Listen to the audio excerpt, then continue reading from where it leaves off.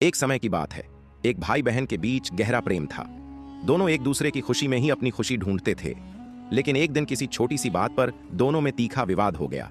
बहन ने क्रोध में आकर भाई को कुछ कठोर शब्द कह दिए। ये शब्द भाई के दिल को चीर गए और दोनों ने वर्षों तक एक दूसरे से बातचीत बंद कर दी। समय बीतता गया। बहन की बेटी का विवाह तय हुआ। बहन ने चाहा कि उसका भाई इस खुशी में शामिल हो, इसलिए उसने उसे कई बार मनाने की कोशिश की, मगर भाई ने साफ इनकार कर दिया। तब किसी ने बहन को बताया कि उसका भाई एक संत के पास अक्सर जाता है और उनकी बातों को बहुत मानता है। बहन संत के पास पहुंची, अपनी भूल स्वीकार की और अपने भाई को मनवाने के लिए संत से सहायता मांगी। अगले दिन संत ने भाई से बातचीत शुरू की। उन्होंने सहज भाव से पूछा, तुम्हारी भांजी की शादी है, कौन कौन सी जिम्मेदारी तुम्हारे हिस्से आई? भाई ने नाराजगी से जवाब दिया, मैं वहां नहीं जाऊंगा।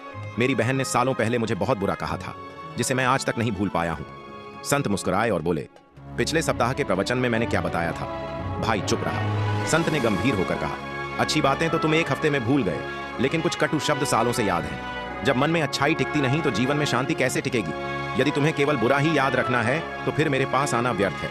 कल से मत आना। भाई को यह बात भीतर तक छू गई। उसे एहसास हुआ कि रिश्तों में छोटी छोटी बातों को लेकर दूरी बनाना सही नहीं। सच्चा बड़प्पन तो इसमें है कि हम अपने अपनों की गलतियों को दिल से माफ करें और रिश्तों को फिर से संवारें।